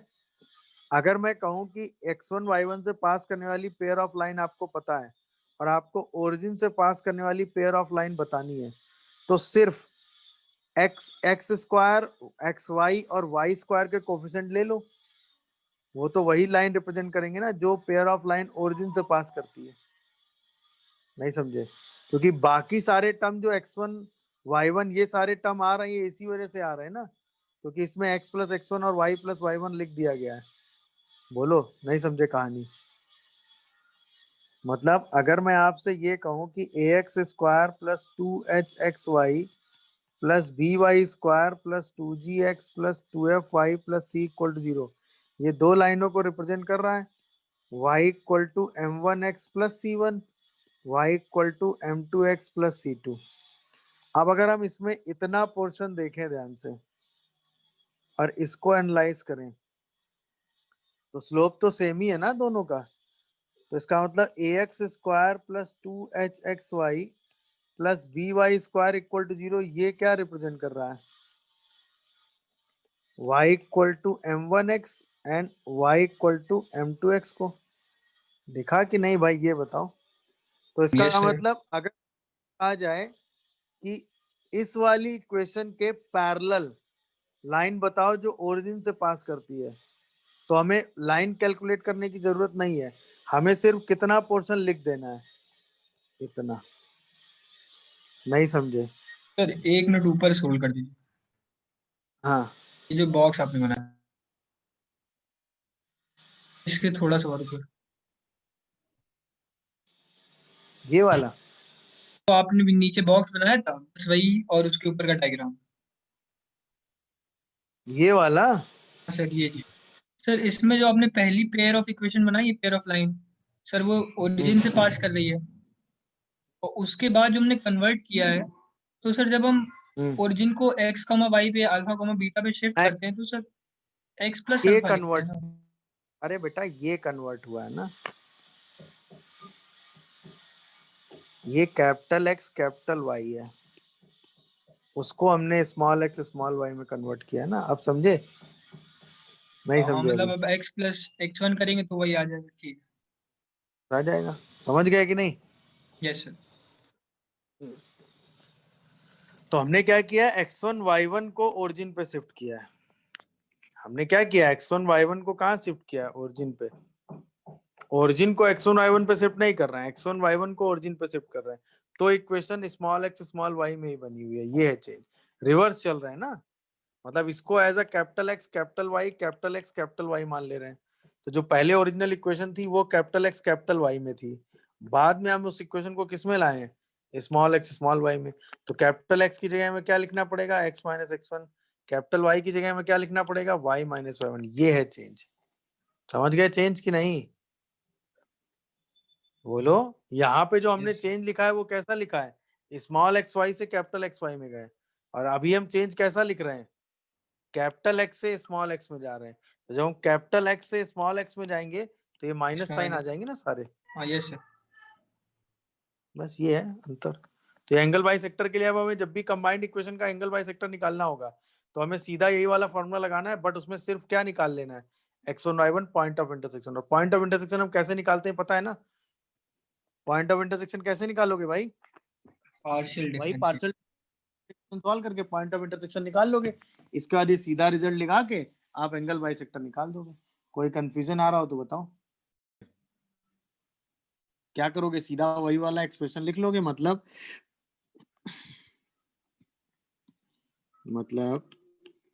Equation of pair of lines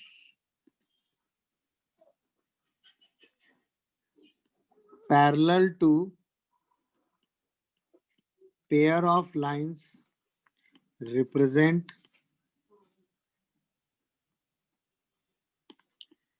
ax square plus 2hxy plus by square plus 2gx plus 2fy plus c equal to 0. Equation of pair of line parallel to pair of line represent this is equation of line parallel to this pair of lines and passes through origin and passes through origin is क्या होगी ax square plus 2hxy plus by square equal to 0। आप समझ गए मैं जो समझा रहा था, मतलब अगर हमें इसके पैरेलल लाइनें निकालनी जो कि ओरिजिन से पास कर रही तो सिर्फ हमें कितनी इक्वेशन लिख देनी है ax square plus 2hxy plus by square, क्योंकि लाइनों का स्लोप सेम है और सिर्फ ओरिजिन से पास करना है, तो ये वाला पोर्शन पूरा हट जाएगा। समझ गए कि नहीं, सिर्फ बचा हुआ पोर्शन हमारे आंसर में आ जाएगा। या तो हम स्लोप निकाल के अलग अलग काम करें, फिर लाइन की equation y minus m1x y minus m2x लिखें और उसको मल्टीप्लाई करें, या हम सीधे आंसर लिख दें। क्या है, मेरी बात समझ रहे हो सब लोग, नहीं समझ रहे हो? यस बोलो, क्लियर हुआ है कॉन्सेप्ट कि नहीं? तो जब भी हमें ये काम करना होगा square plus 2y square plus 3xy बस खत्म। हमें joint equation of the line बताना जो कि ओरिजिन से पास करता है और parallel to this pair of lines है, तो इसका मतलब सीधा आंसर हम क्या लिखेंगे, कोई कैलकुलेशन नहीं, कोई भी कैलकुलेशन नहीं, सीधा आंसर क्या आएगा, answer x square plus 2y square plus 3xy equal to 0। खत्म, क्योंकि हमें लाइनें कहाँ से पास करा देनी है भाई, ओरिजिन से, और इनके पैरेलल रहना है, तो सीधा ही आंसर लिखना है। इंपॉर्टेंट क्या था, लाइनें ओरिजिन से पास कर रही है ना, बस ये चीज जैसी ऑब्जर्व हुई और पैरेलल है इन दोनों के, ये दो चीजें ऑब्जर्व हुई तुरंत आंसर आ गया। देख लीजिए, कोई कंफ्यूजन आ रहा हो तो बताओ, नहीं समझे इसका मतलब। भाई सिंपल सी बात है, अब हमें क्या करना है, इस लाइन से 45 डिग्री एंगल बनाती हुई एक लाइन का स्लोप निकालना है, तो उसका स्लोप तो हमें सीधा पता होता है ना, क्योंकि हमें इस लाइन का स्लोप m पता है -2/3, तो सीधा हम स्लोप क्या लिख लेंगे, रिक्वायर्ड लाइन का m1 m plus tan theta by 1 minus m tan theta, एक स्लोप ये हो जाएगा, दूसरा स्लोप ऊपर माइनस नीचे प्लस हो जाता है, याद आया कि नहीं? और थीटा हमें 45 डिग्री दिया हुआ है और m हमको -2/3 पता है, तो ये वाला स्लोप कितना आ रहा है, -2/3 प्लस 1 अपॉन 1 प्लस 2/3। सिंप्लीफाई करिए जरा, तो कितना आ जाएगा ये, +1 को बाई 5 आ रहा है क्या, देखो। तो दूसरी लाइन चूंकि परपेंडिकुलर है तो उसका स्लोप कितना हो जाएगा, m2 -5, तो इसका मतलब एक लाइन कितनी हो गई, y माइनस m1x, यानी कि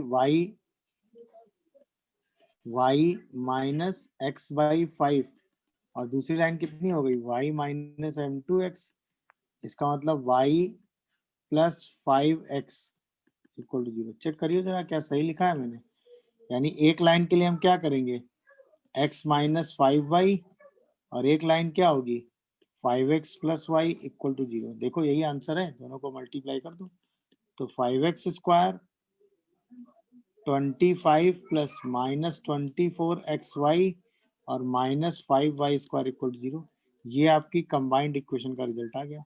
क्या है रिजल्ट, आपको समझ में आया कि नहीं बताओ? अरे बोलो भाई, क्या है रिजल्ट, हमें समझ में आ रहा है? यस ये फॉर्मूला कहाँ से, ये फॉर्मूला पढ़ाया है ना मैंने, किसी भी लाइन से थीटा एंगल बनाती हुई लाइन का स्लोप। बोलो भाई, यस सर सीधा रिजल्ट आपको उठा के लगा देना था। तो ये कंबाइंड इक्वेशन का बात खत्म हो गया। अब अगर आपने एरिया निकालना है तो एक तरीका तो ये हुआ कि हमने दोनों इक्वेशन अलग अलग निकाल ली हैं, तो हम ये पॉइंट पता है, ये दोनों पॉइंट निकाल लें और फिर ट्रायंगल के एरिया का फॉर्मूला लगा दें। बट ऐसा काम हम नहीं करेंगे, इसका एक शॉर्टकट होता है, वो आज समझ लो। मान लो ये लाइन है, ठीक है, और ये एक राइट एंगल आइसोसेलेस ट्रायंगल है। कोई भी line L, any line L equal to 0 makes isosceles triangle with two given line which is passes through point x1 y1. Isosceles right angle triangle, ये ध्यान रखिएगा। ये ट्रायंगल क्या बनना चाहिए? Isosceles right angle triangle. तो उसमें थीटा कितना आ जाता है? 45। अच्छा, तब क्या होता है, यहां से अगर इस पर डाला गया परपेंडिकुलर लेंथ P है, यहां से इस पे डाला गया परपेंडिकुलर लेंथ P है, तो इस ट्रायंगल का जो एरिया होता है ना, वो हमेशा आता है, ये P आएगा, ये 45 है तो ये भी P हो जाएगा, ये भी P हो जाएगा, तो ये 2P इंटू T, तो ये P स्क्वायर आता है। Area of the triangle P square आता है, where P is length of perpendicular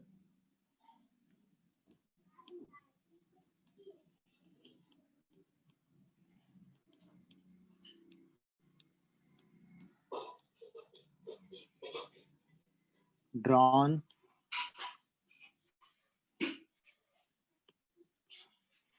from x1 y1 to line L, ये एरिया होता है। और जहां पर L क्या कर रहा है, line L makes right angle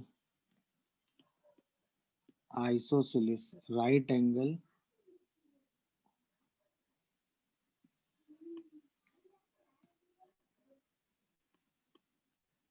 isosceles triangle at point x1 y1। तब उस ट्रायंगल का जो एरिया होता है वो 2P स्क्वायर होता है। समझे ऐसा क्यों होता है बताओ? ये एक शॉर्टकट है, ध्यान रखिएगा। और इस पर बेस्ड क्वेश्चन दो बार तो पूछा ही गया कम से कम, इस कॉन्सेप्ट पे बेस्ड क्वेश्चन। कॉन्सेप्ट क्या है समझ में आया? कि अगर ये राइट एंगल आइसोसेलेस ट्रायंगल है तो ये एरिया हमेशा P स्क्वायर होता है। अब देखो ऐसा क्यों होता है, सिंपल सा थॉट है एकदम। भाई ये लेंथ भी P होगी और ये लेंथ भी P ही होगी, इसलिए ऐसा होता है। ये लेंथ भी P आती है और ये लेंथ भी P आती है, तो बेस 2P हो जाता है और हाइट कितनी आ जाती है? P। तो 2P इंटू P/2, तो आंसर P स्क्वायर आता है। अब ये P क्यों हो जाता है तो बताने की जरूरत नहीं है, ये 45 है, ये भी 45 हो जाएगा, तो ये दोनों लेंथ सेम हो जाएंगे। ये 45 है तो ये भी 45 हो जाएगा, हाँ या ना? ये 90 है तो ये दोनों लेंथ भी सेम हो जाएंगे। समझ गया कि नहीं? तो सब P लेंथ आ जाती है, इसीलिए ऐसा हो जाता है। तो कोई भी राइट एंगल आइसोसेलेस ट्रायंगल है तो जो जिस पॉइंट पे राइट एंगल बन रहा है, अगर उससे सामने वाली साइड पे परपेंडिकुलर डाला गया वो लेंथ P है, तो उस ट्रायंगल का एरिया क्या होता है? P स्क्वायर होता है। अब बताओ, ये कॉन्सेप्ट यहाँ लगा तो आंसर आ गया कि नहीं बताओ? यहाँ से सीधे हमें इस पर क्या निकालना है, परपेंडिकुलर लेंथ। तो P कितना आ जाएगा? 6/√2 स्क्वायर प्लस 3 स्क्वायर, मतलब 6/√13। तो एरिया कितना हो गया बोलिए? P square 36/13। इसी को 2 डेसिमल के डिजिट तक निकाल देंगे, यही आपका आंसर हो गया। क्या ये शॉर्टकट हमें समझ में आया? ये बताओ इंपॉर्टेंट बात। चलिए, तो इसमें है क्या, एक लाइन है Lx plus My plus n equal to 0, line cuts the curve ax square plus 2hxy plus by square plus 2gx plus 2fy plus c equal to 0 at 2 point A and B। ठीक है, if A and B join, if A and B is joining, sorry,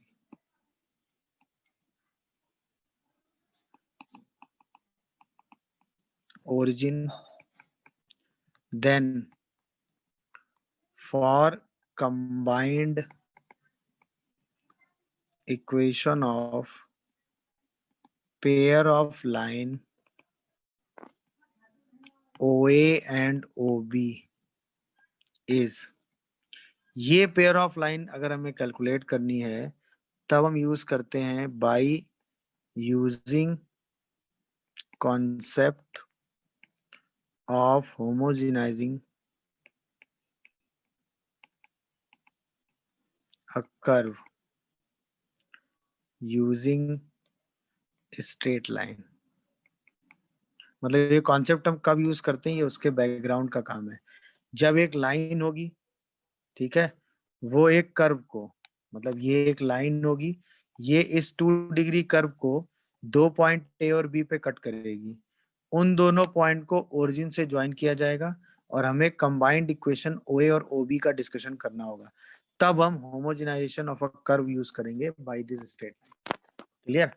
याद होगा मैंने आपसे एक बात बोली थी कि अगर हम ओरिजिन से पास करने वाली पेयर ऑफ लाइन की बात करते हैं तो वो 2 डिग्री होमोजीनियस कर्व होता है। बोलो, अगर मैं आपसे बात करूं कि pair of line passes through origin, तो वो 2 डिग्री होमोजीनियस इक्वेशन होता है कि नहीं, ये बताओ मुझे। बोलो भाई।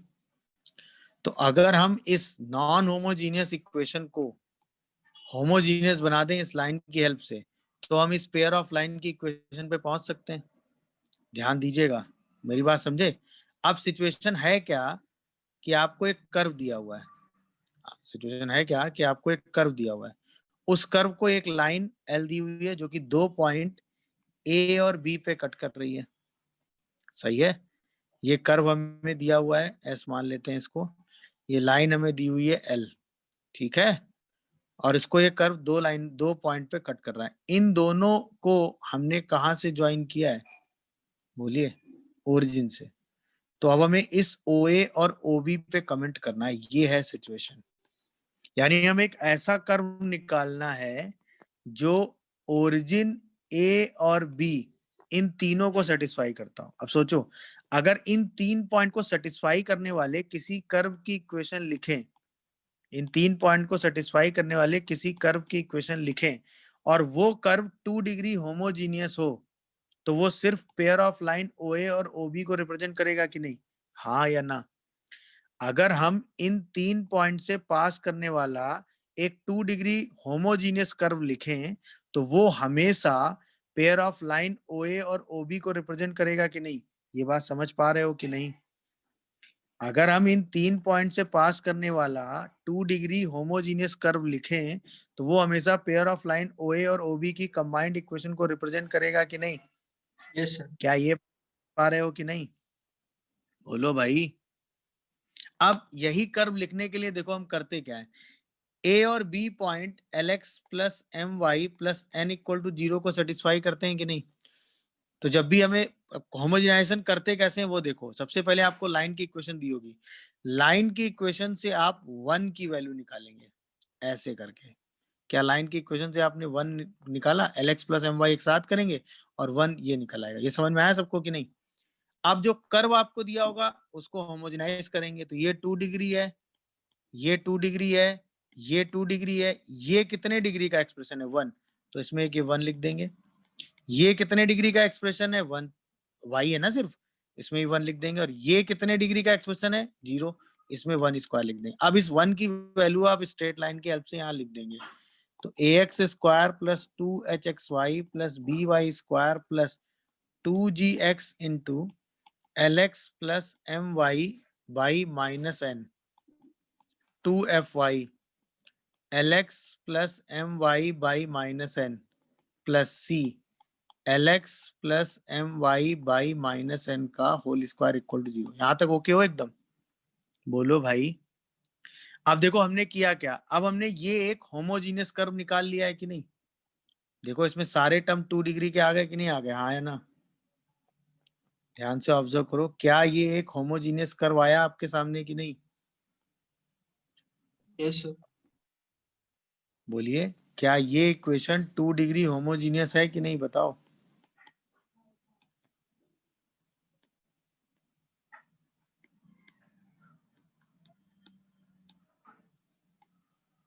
ये समझ में आया? अब ध्यान से ऑब्जर्व करना, क्या ये इक्वेशन ओरिजिन को सेटिस्फाई करती है? 0 0 सेटिस्फाई हो रहा है। क्या इक्वेशन पॉइंट ए को सेटिस्फाई करती है? जैसे इसमें पॉइंट ए रखोगे तो ये 1 बनेगा, ये 1 बनेगा, ये 1 बनेगा, क्योंकि पॉइंट ए स्ट्रेट लाइन को सेटिस्फाई करता है। ये 1 1 1 बनते ये इक्वेशन आएगी, और इस इक्वेशन को भी पॉइंट ए सेटिस्फाई करता है, मतलब ये 0 आ जाएगा। तो पॉइंट ए भी है, सेम पॉइंट बी भी इस इक्वेशन को सेटिस्फाई करता है। तो इसका मतलब ये एक 2 डिग्री होमोजीनियस कर्व है जो ओरिजिन ए और बी तीनों से पास करता है। तो यही कर्व किसकी इक्वेशन को रिप्रेजेंट करेगा? बोलो, किसकी इक्वेशन को रिप्रेजेंट करेगा? Represent the pair of lines passes through origin। मेरी बात समझे कि नहीं? पूरा खेल क्या है? तो आपको एक कर्व दिया रहेगा, आपको एक कर्व दिया रहेगा 2 डिग्री, जो कि एक लाइन को 2 पॉइंट से कट कर रहा होगा, ए और बी। उन दोनों पॉइंट को ओरिजिन से ही ज्वाइन किया जा रहा होगा। तो आप इस लाइन की हेल्प से इस कर्व को होमोजेनाइज करेंगे। कैसे होमोजेनाइज करेंगे? लाइन से 1 की वैल्यू निकाल लेंगे, कांस्टेंट डिवाइड करके, और जहां जहां टर्म की डिग्री 2 से कम होगी, यहाँ पे 1 डिग्री कम है तो 1, यहाँ पे 1 डिग्री कम है तो 1, यहाँ पे 2 डिग्री कम है तो 1 स्क्वायर रख के ये इक्वेशन आप सॉल्व कर लेंगे। तो ये इक्वेशन एक ऐसे कर्व को रिप्रेजेंट करेगा जो ए, बी और ओ से पास करेंगे, और चूंकि होमोजीनियस है तो ये ओ ए और ओ बी की कंबाइंड इक्वेशन के अलावा और कुछ रिप्रेजेंट नहीं कर सकता। तो होमोजेनाइजेशन से कैसे ओ ए और ओ बी की कंबाइंड इक्वेशन निकालते हैं, प्रोसेस सबको समझ में आया? हाँ या ना? बोलिए भाई, क्या ये प्रोसेस क्लियर हुआ? Yes, अब sir. क्वेश्चन में दी जाएंगी, वो आप सॉल्व करेंगे, और ये करने के बाद पेयर ऑफ लाइन की इक्वेशन क्यों आ रही है ये बात आपको समझ में आ गई होगी। चलो पहला क्वेश्चन पढ़ो। कह रहा है कि find the equation of the line joining origin, ठीक है, and the point of intersection of this curve and this line. तो ऑब्वियसली ये एक 2 डिग्री कर्व है और ये एक लाइन है, इन दोनों के पॉइंट ऑफ इंटरसेक्शन को ओरिजिन से ज्वाइन किया जा रहा है, और उस पेयर ऑफ लाइन की इक्वेशन आपसे पूछी जा रही है। तो इसका मतलब आपको इस लाइन की हेल्प से इस कर्व को क्या करना है? होमोजेनाइज। तो सीधा 2x square plus 3xy minus 4x into 1 कर दोगे, दिखा? और 1 इंटू 3x प्लस वाई, यहाँ पे तो ये सीधी वैल्यू 1 की दे ही रखी है ना भाई, इसका स्क्वायर इक्वल टू 0 कर दोगे, इसी इक्वेशन को सॉल्व कर लो। तो 2x square plus 3xy minus 12x square, check करिए जरा, minus 4xy plus 9x square plus Y square plus 6xy equal to 0। क्या सही लिख रहा हूं मैं? देखो तो 11x स्क्वायर और 9 प्लस 5xy माइनस 11 या प्लस माइनस एक्स स्क्वायर आ जाएगा, माइनस का, एक्स स्क्वायर आ जाएगा। अच्छा पहले ही गलत लिख दिया, माइनस का एक्स स्क्वायर आएगा ना, सर माइनस एक्स स्क्वायर। और वाई स्क्वायर कितना आ रहा है बेटा? 1 वाई स्क्वायर, 1 वाई स्क्वायर। हाँ मतलब सिंगल टर्म है। हाँ मतलब x square minus 5xy minus y square equal to 0। ये देखो पेयर ऑफ लाइन आ गई कि नहीं आ गई, बताओ? यस आया ना? अब इसमें coefficient of X square plus coefficient 0, इसका मतलब एंगल बिटवीन द लाइंस कितना हो गया? 90। जल्दी जवाब। वेरी गुड, 90 डिग्री, वो भी आपको निकालना। तो कैसे होमोजेनियस पेयर ऑफ लाइन की इक्वेशन निकाल ली और क्या काम किया, दिखा सबको? कॉन्सेप्ट होमोजेनाइजेशन वाला समझ में आया सबको? किसी को कोई कंफ्यूजन? समझ गए सर। मतलब वही है, पेयर ऑफ स्ट्रेट लाइन है, वो ओरिजिन से ज्वाइन कर रही है, और वही point of intersection of this line and this curve, और उनके बीच का एंगल कितना है? 90 डिग्री। तो पेयर ऑफ लाइन के बीच का एंगल अब कितना है? 90 डिग्री, बस ये है। तो यहाँ से सीधा c की वैल्यू निकाल, वो 1 की वैल्यू निकाल लो, आ गई। और X square plus Y square minus A square, इसी में कितना रखेंगे? इसका स्क्वायर इक्वल टू 0 कर देंगे। देखो जरा ध्यान से, तो यहाँ से C square X square plus C square Y square minus A square Y square और minus A square M square X square और plus 2m a square x Y equal to 0 आ जाएगा। देखो जरा ध्यान से क्या ही आ रहा है। अब चूंकि एंगल कितना है, राइट एंगल है, तो इसका मतलब coefficient of X square plus coefficient of Y square कितना आ जाएगा, 0। तो यहाँ से आएगा C square minus A square M square और C square minus A square equal to 0। इसका मतलब C square equal to A square 1 plus M square, यही कंडीशन आ जाएगी। दिखा क्या भाई, एंगल 90 था इसलिए coefficient of X square plus Y square को उठा के 0 कर दिया गया। देख लीजिए, कोई कंफ्यूजन आ रहा हो तो बताइए। मेरी बात समझ में आ रही होगी मेरे हिसाब से, कोई कंफ्यूजन किसी को बच रहा हो तो बोल दो। तो ये होमोजेनाइजेशन वाला कॉन्सेप्ट समझे कि नहीं समझे बताइए। कर्व को एक लाइन 2 पॉइंट पे कट करेगी, उन 2 पॉइंट को ओरिजिन से ज्वाइन करेंगे और उस combined equation, pair of equation के बारे में कोई भी बात होगी तो हम ये कॉन्सेप्ट ऑफ होमोजेनाइजेशन लगाएंगे। वेस्ट मत करो भाई, सिंपल सा लॉजिक है कि आपको होमोजेनाइजेशन करना है क्योंकि हमें ओरिजिन से पास करने वाली लाइन की इक्वेशन निकालनी जो कि इन दोनों के पॉइंट ऑफ इंटरसेक्शन से बन रहा है और उनके बीच का एंगल आपको निकालना है, एंगल बिटवीन। ठीक है, तो इसका मतलब हमें क्या करना है, सबसे पहले यहाँ से 1 की वैल्यू देखनी थी, y माइनस 3x/2 और ये उठा के यहाँ रखना था। तो x square plus 2xy plus 3y square plus 4x, y minus 3x/2 plus 8y, तो y minus 3x/2 minus 11 y minus 3x/2 का होल स्क्वायर इक्वल टू 0। हाँ या ना। अब हमें a देखना था, that is coefficient of X square, तो यहाँ से 1 आएगा, यहाँ से आएगा -4 इंटू 3/2 और एक कोफिशिएंट यहाँ से आता है 9/4 इंटू -11, -11 इंटू 9/4। फिर हमें b देखना था, that is coefficient of Y square, एक 3 यहाँ से आता है, एक वाई स्क्वायर यहाँ से आता है 8 इंटू बाई 2, तो प्लस का 8/2 और एक वाई स्क्वायर यहाँ से आता है 1/4 माइनस 11। फिर हमें h देखना था, यानी कि एक्स वाई के कोफिशिएंट को निकाल के उसका हाफ करना था। तो एक्स वाई का कोफिशिएंट एक तो 2 यहाँ से आया, एक्स वाई का कोफिशिएंट यहाँ से आएगा, ये एक्स वाई मल्टीप्लाई होगा तो 4/2। दिख रहा है कि नहीं भाई। और Yes. एक एक्स वाई आएगा, दैट इज 8 इंटू माइनस 3/2। बोलिए। और एक शायद कोफिशिएंट यहाँ से आएगा, तो वो कितना हो जाएगा, -6/2 6/2 66 into 11. मतलब माइनस माइनस प्लस हो जाएगा ना शायद, है ना। यस और सर प्लस ये कितना हो जाएगा, /4 आएगा ना यहाँ से बाहर, तो ये कितना हो जाएगा 11 33/2 6/4। देखो ये आ रहा है सर ना। अब इसी को सॉल्व कर लो, a निकाल लो, b निकाल लो, h निकाल लो, इसका सीधा फॉर्मूला लगा दो, tan theta is equal to 2√h square minus ab/b। बताओ abh कितना बनना है, इसका सीधा फॉर्मूला लगा के सॉल्व कर दो।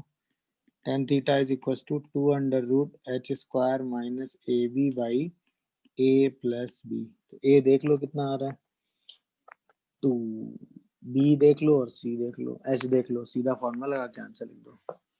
क्वेश्चन में क्या करना था, अब आप